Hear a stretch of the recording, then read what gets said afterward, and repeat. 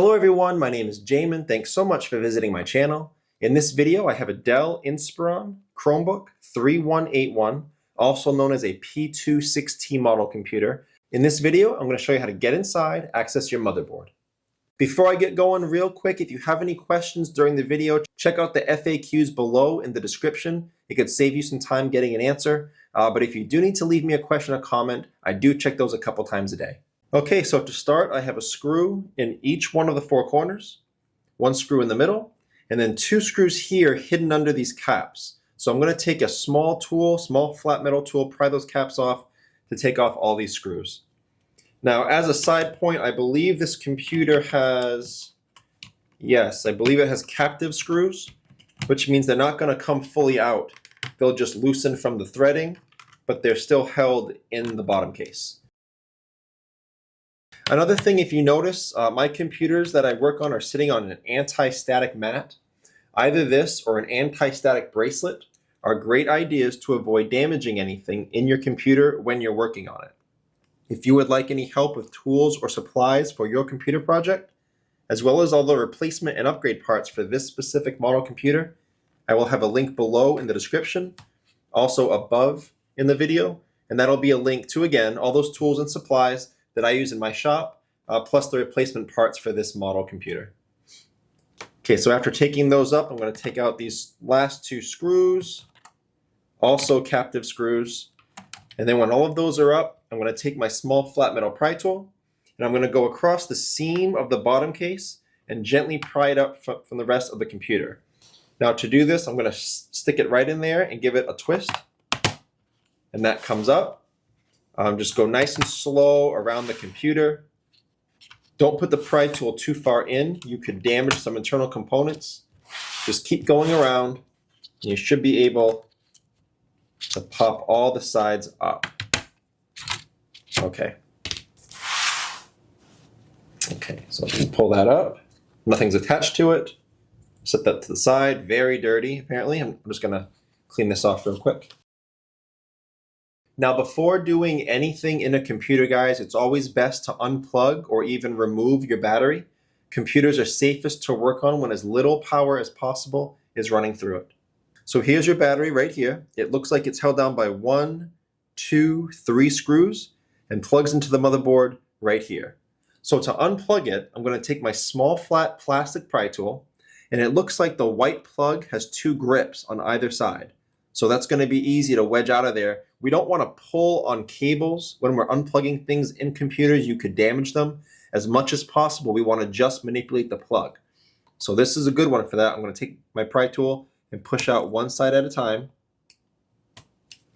And that comes out very easily like that. To actually take out your battery, I'm going to take out these 3 screws. Make sure to keep screws separate. If you are doing anything in a computer, they're not all the same size. And you can damage components by putting the wrong screws in. So just a little word of caution with your computer repairs. Okay, so that should free up the battery, and it comes right out like that. This is your motherboard up here. Looks like it's held in by 1 screw, 2, 3 here. This one may hold it down, but you got to take this bracket off anyway to get at it.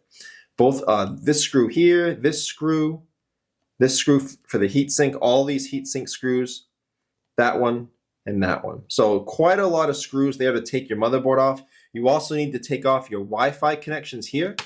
I'll show you what that looks like. If you take off this little clamp right there, so those are the Wi-Fi antenna wires. Those are just snaps. So those unsnap, just pull directly up and off of that to unsnap it.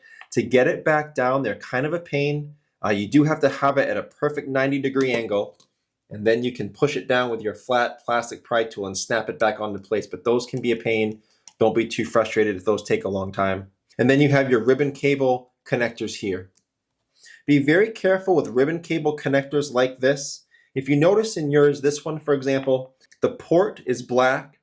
The ribbon cable holder here is blue. And the clip that holds it down is white. So if you notice, there's a lot of gold lines here connecting the clip, the white clip, to the black port. Those are hinges. And the way to get this up is you slide a small, very, very flat pry tool underneath that clip carefully and just pop that clip up. Now these clips are very, very fragile. If you break them or damage them in any way, they may not close properly, which means your ribbon cable cannot be secured in place again. And these are very hard to find replacements for, so be very careful when popping those up and popping them back down. So after you pull it up, you would just take your ribbon cable very gently. That was a fix down there, but you would slide it out, and then to put it back in, you would very carefully, gently slide that back under it. Make sure this black line is even and straight, and then you would push that clip back down. That may take a little bit if you're not used to it, but you will be able to get it in there. If you need any replacement motherboards or heat sinks, I will try to have replacement options for you below in the description in that link I told you about with all the tools and supplies for this model computer. And then of course, last thing you would do is you would put your battery back in, set that down, get that plugged in, and then we would screw it down. So that's the video. That's how you would access those components. If you have any questions or comments, check out the FAQs in the description first. It could save you some time getting an answer if your answer is commonly asked. If you do need to leave me a question or comment, though, please feel free. I do try to get to those a couple times a day at least. Thank you so much for watching, everyone. I look forward to seeing you on my next video.